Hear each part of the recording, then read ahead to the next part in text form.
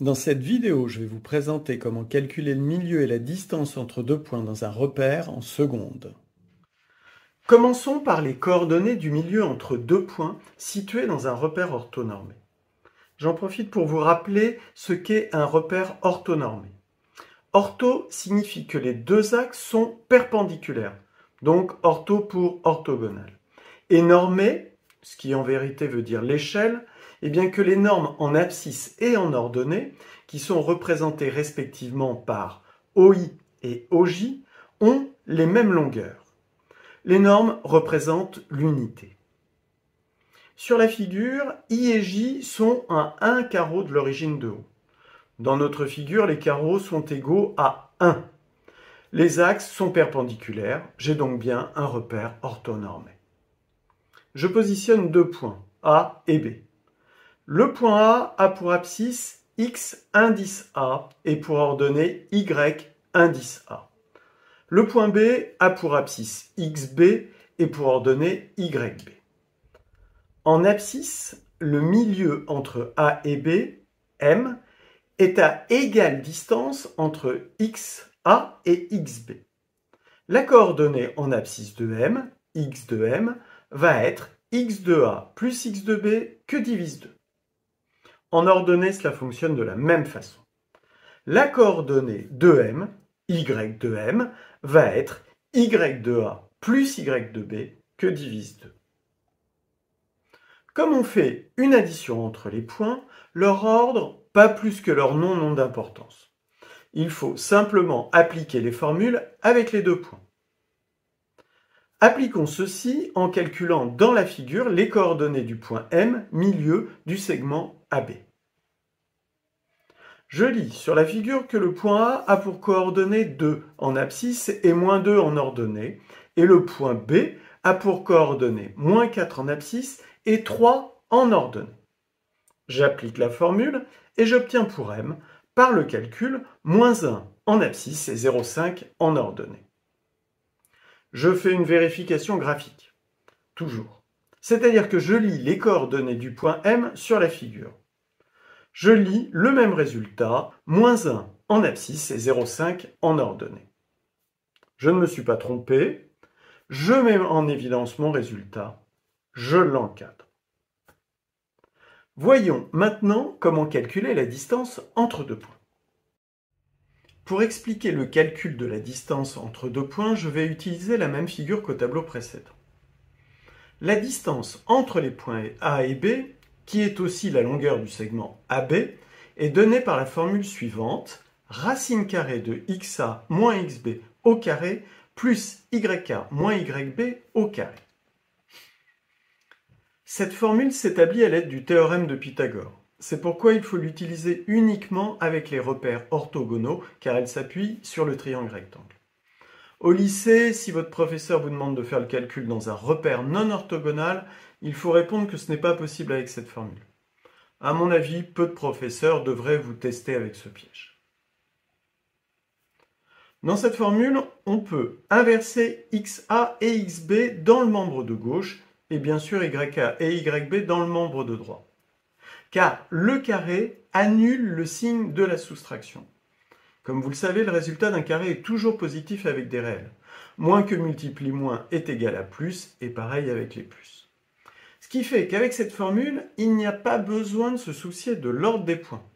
A et B peuvent être inversés, comme dans la formule pour calculer les coordonnées du milieu entre deux points. Appliquons la formule en calculant la distance entre les points A et B. Il faut donner la réponse sous la forme d'une valeur exacte et d'une valeur arrondie au dixième. X de A égale 2, Y de A égale moins 3, X de B égale moins 4 et Y de B égale 1. Les coordonnées du point A sont donc 2, moins 3 et les coordonnées du point B sont moins 4, 1. J'applique la formule, je fais le calcul et j'obtiens AB égale racine carrée de 52 égale 7,2111, etc. Soit environ 7,2 arrondi au dixième. Comme toujours, quand je le peux, je vérifie graphiquement. Je dois trouver de l'ordre de 7 carreaux. 7,2, environ 7 carreaux. J'évalue la distance en carreaux, éventuellement en m'aidant de ma règle après avoir mesuré la taille d'un carreau et fait une règle de 3. Mon résultat semble bon. Je le mets en évidence en répondant bien à la question posée qui demandait la valeur exacte et la valeur arrondie au dixième de la longueur AB. Je l'entoure en rouge pour plus de clarté. Pour finir, je vais faire avec vous un exercice type utilisant les deux formules que nous venons de voir. Commençons par lire l'énoncé. Dans un plan muni d'un repère orthonormé OIJ, petit a, placez les points A, B, C et D. Petit 2, ABCD est-il un parallélogramme? Justifié. Petit 3, calculez la longueur de chacun de ses côtés. Je commence par dessiner mon repère, puis par placer les points dans celui-ci. Petit 2, pour savoir si ABCD est un parallélogramme, j'utilise une des propriétés du parallélogramme qui est que le milieu de ses diagonales ont le même point d'intersection. Je décide arbitrairement d'appeler M le milieu de AC et je l'écris dans ma résolution de l'exercice pour bien expliquer ce que je fais. Je calcule M à l'aide de la formule du milieu et je trouve moins 1, moins 0,5. Je vérifie graphiquement en comptant les carreaux et en cherchant le milieu entre les points en abscisse et en ordonnée. Comme cela, je suis sûr dès le début de mes calculs que mon résultat est bon. Je peux poursuivre. J'applique ensuite la même méthode avec un point que j'appelle arbitrairement N, le milieu de BD. Et je trouve N égale moins 1, moins 0,5. Je fais à nouveau une vérification graphique. A priori, tout va bien. M et N ont les mêmes coordonnées, donc le milieu des diagonales du quadrilatère ABCD sont aussi leurs points d'intersection. ABCD est bien un parallélogramme. Petit 3. Comme c'est un parallélogramme, les côtés sont égaux 2 à 2. Je vais calculer la longueur des segments AB et BC pour avoir aussi naturellement celle des segments CD et AD. J'utilise la formule de la distance entre deux points.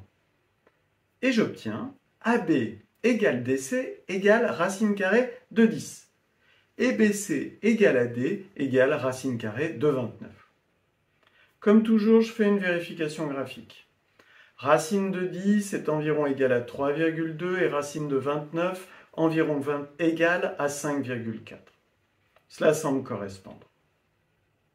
Mes réponses sont vérifiées, j'encadre mes résultats, je relis attentivement énoncé et mes réponses en vérifiant que j'ai bien répondu à tout.